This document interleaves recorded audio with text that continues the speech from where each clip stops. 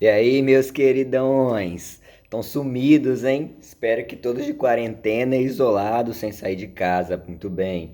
Olha só, nós não estávamos aí preparados para essa situação. Vamos começar agora a fazer uns vídeos para a gente não parar nos estudos, não ficar aí estagnados. Lembrando que, né, que ainda tem muita coisa pela frente, terceirão aí, então o negócio complica.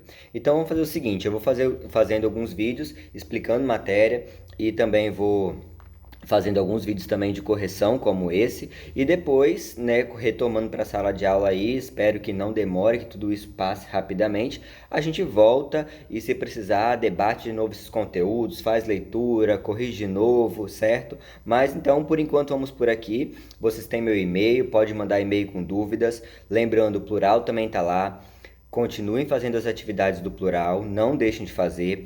Tendo dúvida, eu não corrijo a questão do plural, porque ela já vem gabaritada, mas tendo dúvida, professor, não entendi porque essa resposta, só me mandar que eu faço um vídeo, ou pode comentar aí, ó, professor, faz uma questão, corrige aquela questão lá pra mim, faz isso daqui, explica essa questão aqui melhor, viu uma questão, manda que aí eu falo para vocês aqui, faço áudio ou um vídeo e posto aí, se for dúvida da maioria, passa no grupo. Gente, quem tá com dúvidas em quais questões? E aí é só me mandar ou por e-mail por aqui que eu vou e faço com vocês sem nenhum problema, certo? Hoje a gente vai fazer uma correção. Peguem aí então a apostila de vocês no capítulo 4, que vai ter como tema biodiversidade, certo? E aí vamos lá para a página 78 começar a fazer essas questões. A primeira questão a ser feita vai ser o desenvolva, que fala o seguinte: existem muitas maneiras de se medir a biodiversidade. Considerando os países de grandes dimensões, o Brasil é o campeão da biodiversidade na Terra,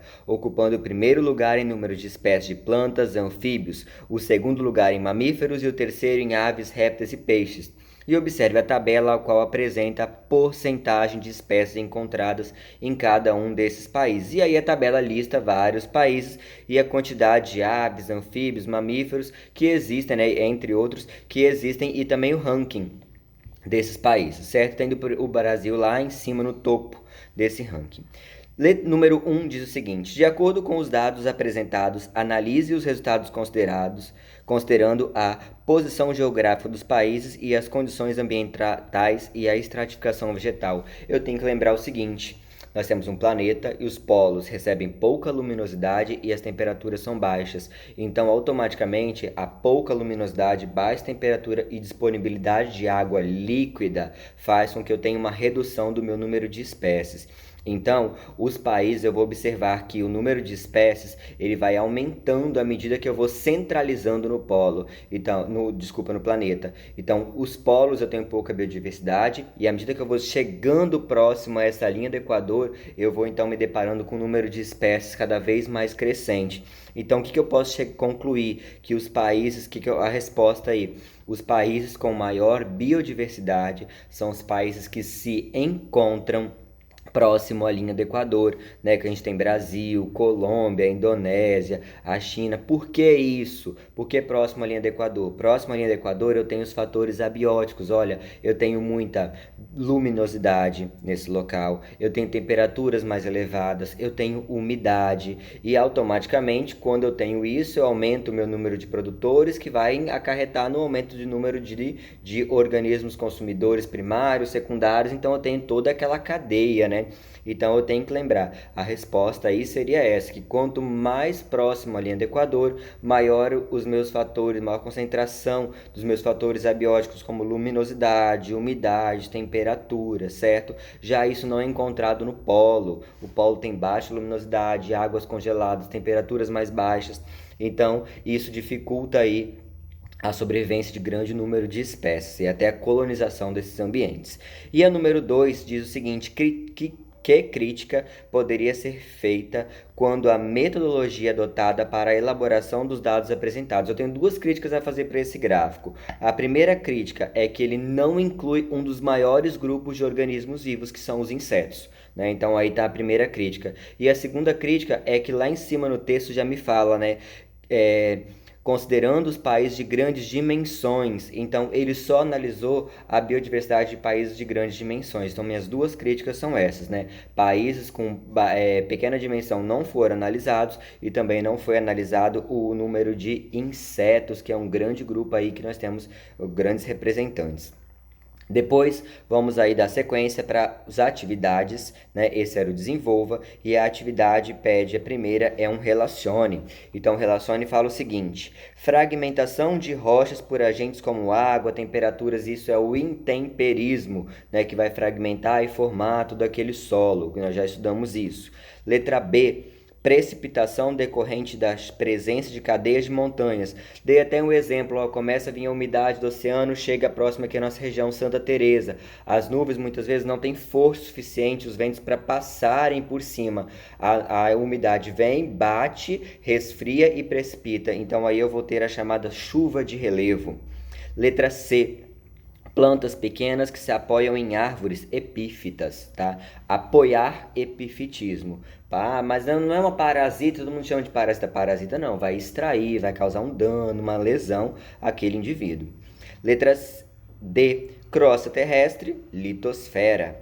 Letra E, quantidade e distribuição de radiação solar que incide sobre o planeta. Eu estou falando aí da insolação. E letra F, conjunto de todos os ecossistemas da Terra. Eu estou falando de uma biosfera. A sequência ficou F, A, D, C, E, B de bola. Certinho? Continuando.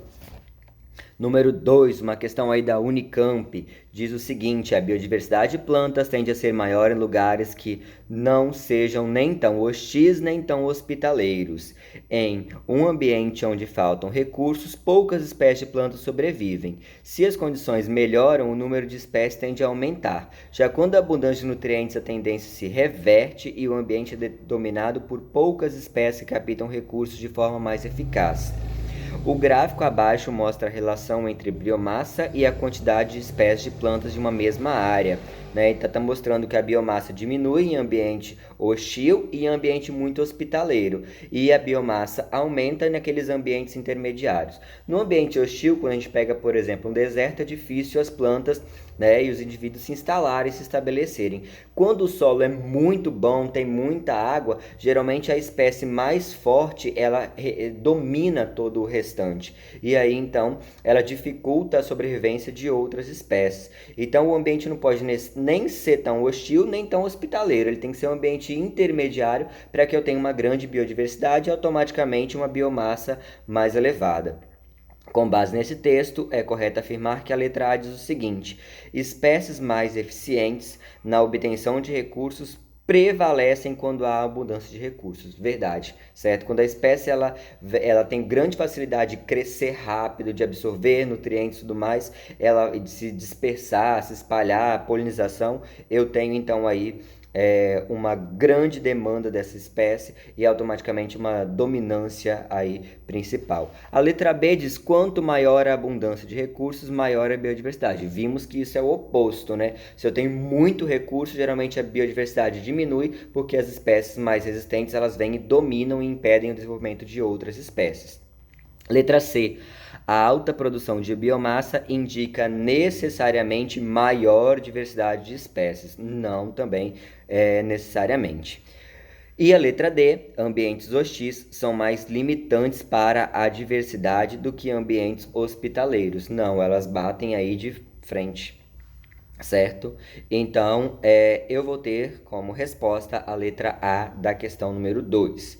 A questão número 3, uma questão da Unicamp, fala o seguinte: a preservação da biodiversidade ocupa hoje um lugar importante na agenda ambiental de diversos países. Qual das afirmações seguintes é correta?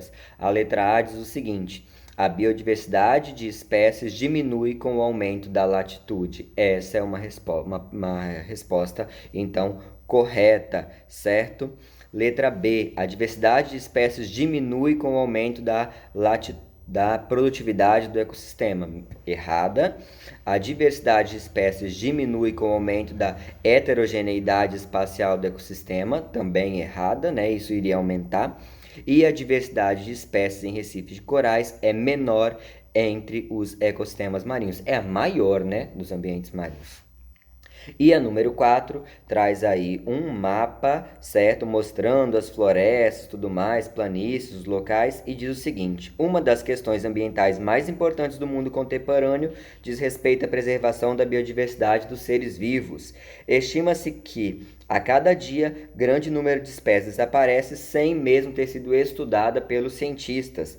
Analisando o mapa e considerando a dinâmica da natureza do planeta, podemos afirmar que a maior parte das áreas cuja preservação é fundamental para a manutenção da biodiversidade do planeta, né, mundial, tem em comum a seguinte característica natural que explica essa riqueza. Então, qual vai ser essa característica? A letra A diz amplitudes térmicas anuais muito grandes, não necessariamente, né? Solos profundos e ricos em matéria orgânica. Já vimos que quando o solo é rico em matéria orgânica, ele pode ser dominado por poucas espécies. Regularidade da precipitação pluviométrica ao longo do ano. Quando eu tenho uma grande regularidade, geralmente tem espécies que se mantêm aí sempre as mesmas, né? Depois, letra D, topografia plana que não ultrapassa os 200 metros de altitude. Eu vou ter geralmente uma dominância de espécies quando eu não tenho variações topográficas, porque se eu tenho um ambiente com várias elevações, cada espécie de planta vai se adaptando melhor, então eu vou ter a biodiversidade aumentada. Quando o local é único, plano, com as mesmas características, geralmente eu vou ter uma dominância de poucas espécies. Temperaturas médias anuais elevadas. Essa então seria a minha resposta correta. E a número 5, a nossa última questão. Silenciosamente, os ambientes costeiros são invadidos por diversos seres, entre eles algas, crustáceos e moluscos, que vêm de carona na água dos porões dos navios e podem causar desastres ambientais quando chegam aos portos estrangeiros, onde muitas vezes não encontram predadores naturais, instalando-se e alastrando-se. Eu tenho esse grande problema que é o chamado água de lastro. Por exemplo, eu tenho um navio que sai do Brasil carregado, então ele vai estar com uma profundidade maior, né, do seu casco, e ele vai para os Estados Unidos deixar uma carga, vamos supor, por exemplo, uma carga de café. Quando chega nos Estados Unidos, ele retira essa carga de café e o navio agora vai ter uma flutuabilidade maior, né, porque o peso foi retirado. E isso, então, daria uma instabilidade para o navio. O que se faz? Enche porões com água, certo? Para que o navio volte a afundar, dependendo se ele for trazer uma outra carga ou não, e aí para dar essa estabilidade. Só que quando chega no Brasil, essa água ela é despejada, e essa água vai conter aí ovos de animais mesmo vivos, porque são grandes quantidades, né? E quando essa água é despejada no Brasil, eles trazem então essas espécies exóticas, chegam aqui, não encontram predadores, e essas espécies aí se tornam pragas para o nosso ambiente, como por exemplo o mexilhão, né, que nós temos. Hoje a legislação mudou, né, e exige então que essa água de lastro não seja mais despejada nas regiões muito próximas ao continente, nas costeiras, mas sim em alto mar, para que não ocorra esse fluxo de espécies. E esse fenômeno representa sérios riscos para comunidades nativas, e um efeito semelhante, também preocupante, pode-se resultar no tráfico global de espécies para o aquarismo, certo? Quando então eu vou importar aí espécies de aquarismo que podem ser depois despejadas, jogadas no mar, em rios e se tornarem pragas para essas localidades, ok? Aí as outras alternativas são bem, né, tráfico aéreo global de pessoas, devastação de áreas para atividade pecuária, despejo de dejetos industriais em rios e lagos e atividade de caça indiscriminada. Nenhuma então faz referência a essa água de lastro que os navios transportam aí e saem disseminando esse grande número de espécies. Certinho?